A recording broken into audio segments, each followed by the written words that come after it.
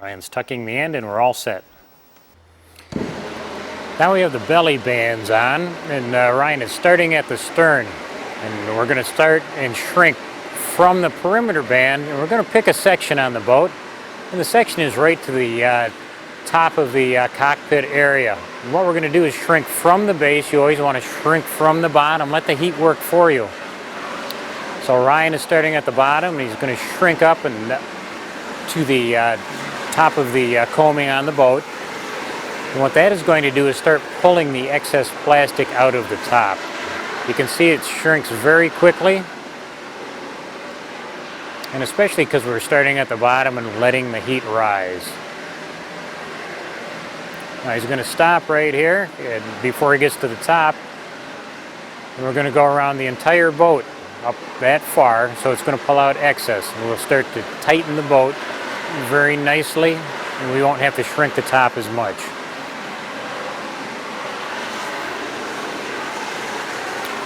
And you want to always wear your glove again at this same time, because you'll be padding the seams and making sure that everything is holding together nicely as you go around the boat.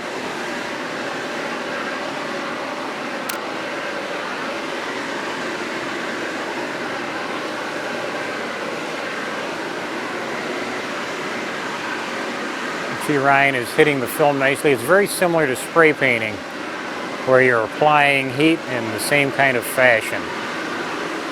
You get the material to start shrinking, and where it's not shrunk, you'll see wrinkles form.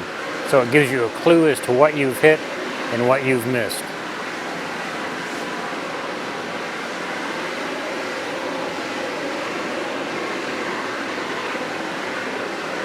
And same thing around the bow. Now we'll do this around the entire boat, and then come back and we'll put an extension on the heat tool and shrink the top. And we'll do that in sections, and the same principles on shrinking this boat will work on larger boats also.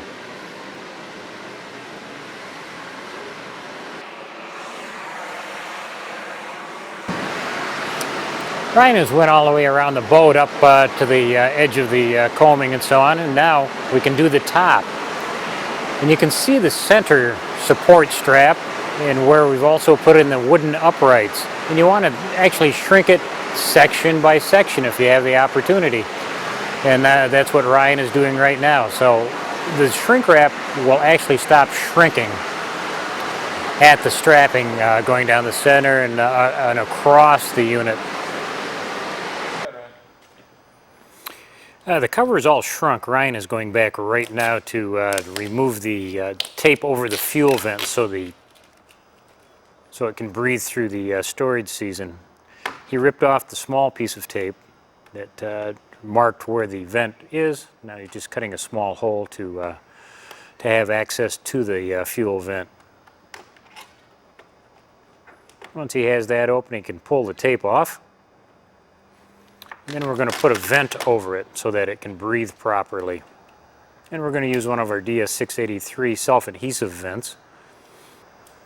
So Ryan's peeling the backing off of the vent so the adhesive is exposed, putting it over the hole, reaching inside to make sure that there's good adhesion between the shrink wrap and the adhesive on the vent. And it's simply a matter of putting the cap on, and now the vent can breathe during the storage season. One of the last steps after the cover is actually shrunk is to install the door. And doors are put on with tape around the perimeter. They should be put in on a surface that is not entirely flat. We want a little bit of slope so that they don't have a lot of weight resting on them. The door should look like a great big U as you're facing it, with the bottom of the U facing down towards the bottom of the boat where you're going to have access. Then simply tape around the perimeter of the unit, press the tape down completely to eliminate any air bubbles or loose edges, and then after it's taped, we can cut out the center of the door and have access.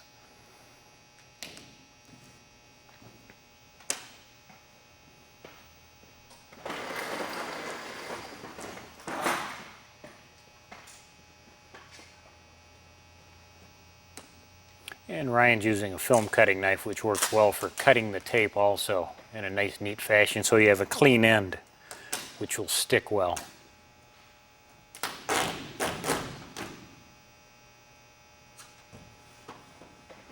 Doors do not have to be heated in, and that you should not put heat onto the doors because it can deform them where they will not open and close.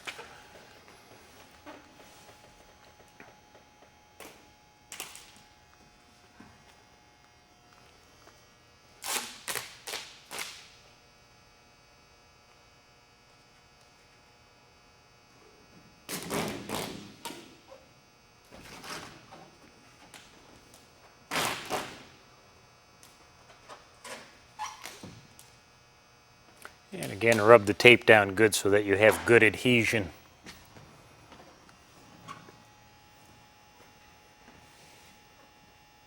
Now we can just unzip the door using the film knife, cut out the center, and you can have access.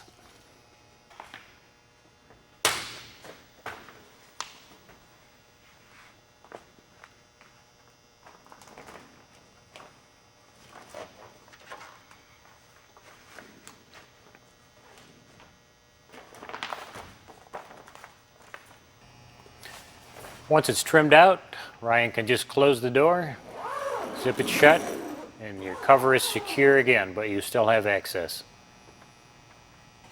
Ryan is also taping the seams and pleats just so that they don't come open. Occasionally there's not enough heat put in to make a good heat weld, so they will come open after a few days of sitting, but a simple strip of tape will keep them closed for the entire storage season. And the last step is to ventilate the cover. And we're going to use more of the 683 vents. And we want enough vents in the cover to have cross-flow ventilation. So on a boat this size, this 19-foot boat, I would put in 4 vents. It never hurts to over-ventilate. You want to have as much airflow as possible to keep moisture down. And so your boat will be dry and fresh when you open it up again. And also the vents travel down the road good, so if this boat is going to be, or machine would be transported, you can still use the same vents.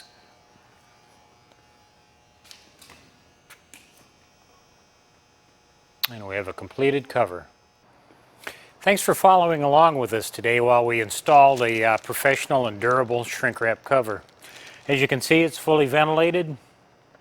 We have a support structure so you'll have no problem with snow, ice, rain sitting on the cover during the storage or transportation season or while you're using it. And the final thing is, what do you do with the cover when you take it off? Well, we have a recycling program that works coast to coast in the United States, also in Canada. It's called the rebag system, where you actually just cut the cover off above the perimeter band, stuff it in a bag. UPS will pick it up at your location so it doesn't have to go into a landfill. This is a